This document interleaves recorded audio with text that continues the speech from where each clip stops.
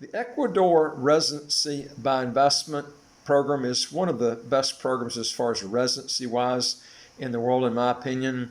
The passport is an okay passport. It's not a great passport, but as of the 2nd of July 2019, Ecuadorian citizens had visa-free or visa-free on arrival to 92 countries and territories, ranking the Ecuadorian passport 58th in terms of travel freedom.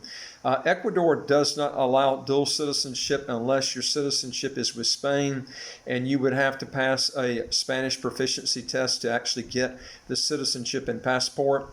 Ecuador is one of the many countries that allows foreigners to gain residency by investing abroad in different industries in the country. One investment type is in real estate. The real estate investment requires a minimum of 25,000 US dollars or more. You can also invest in agricultural projects, livestock, or minerals. They must bring in revenue that equals or capital that you're actually investing up to 30,000 US dollars for these types of investments. In order to be approved for an Ecuadorian visa, you must prove that you have one of these type of investments that I've just mentioned to actually qualify. To gain citizenship, you must live in Ecuador with residency for 3 years and complete the process of citizenship. The whole process can take from 6 to 12 months and include paperwork with written and oral tests. Ecuador does have one of the best territorial tax systems in the world, and it is very inexpensive place to live. In fact, it's one of the cheapest places in the world that I've actually traveled to. The individual income tax is quite high, though, locally. They do have a tax rate up to 35%. The corporate tax rate runs anywhere from 25 to 28%. Foreign residents of Ecuador are taxed on their Ecuadorian source income, but not an income earned outside the country. Residential property taxes are based on a percentage of the municipal value of the property, and city and rural properties are taxed at different rates. Even on large properties, it's pretty unusual to pay more than 200 US dollars for a property tax payment per year. Homeowners that are over age 65 are excluded from paying taxes for properties valued at less than 183,000 US dollars a year. For married couples, if only one is 65 or over, the tax bill is reduced by 50%. Most Ecuadorian tax revenue is actually generated by what's called the IVA, which translate in English as a value-added tax.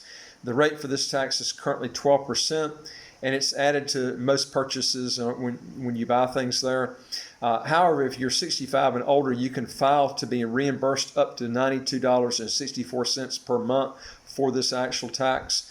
All right, now I'm going to give you my evaluation of this program, and it is as follows.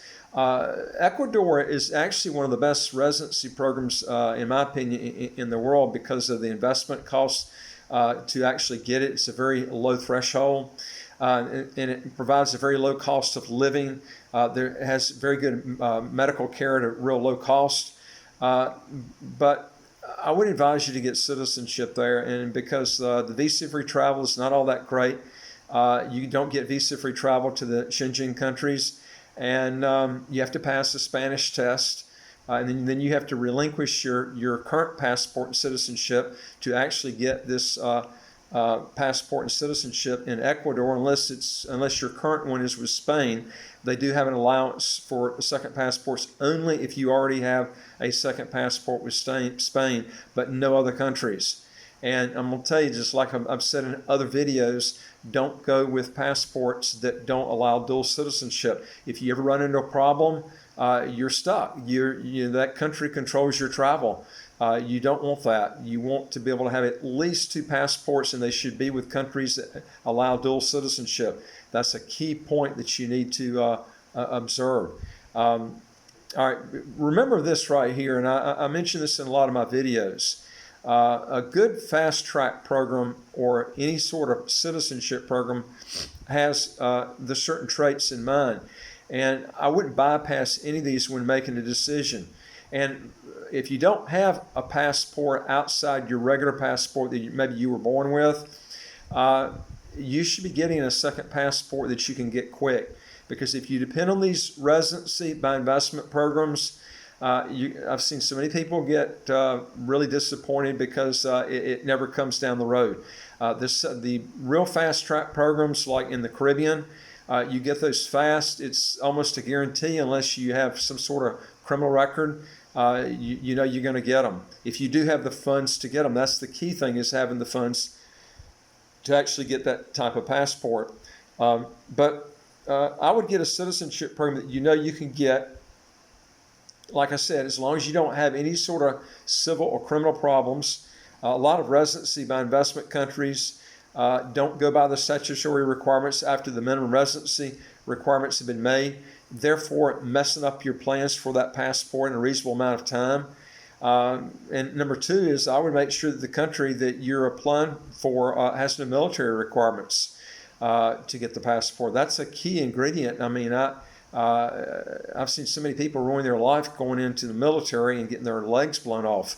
If you can avoid that, I would definitely do that. Number three is make sure the tax system is in a place that the country either has a territorial tax system or a pure tax haven and does not tax worldwide income for people that actually live in that country. Why pick a country that's going to tax the daylights out of you if you end up moving there? Now, I know a lot of people say, well, I'm not going to, move in this place I'm getting citizenship in. Well, I hear people say that all the time, but then they end up doing it. And then they regret getting the citizenship there because then they're taxed not only on their worldwide income, but a lot of those countries that tax worldwide income have a high tax base for people that are residents there. So these are things that you need to be thinking about ahead of time. And number four is I would avoid any sort of language test. If you don't know the language, and you have to learn a foreign language to actually get the citizenship, avoid it. I've seen so many people not be able to get the passport 5, 6, 8, 15 years down the road because they still haven't learned the language fluently enough to do that. This is a real key ingredient. Always verify that the dual citizenship is allowed, or don't engage in that program. Don't ever get with a program and then relinquish the other passport when you have no intentions of doing it. That's a huge mistake. If it doesn't allow dual citizenship, don't even go that way.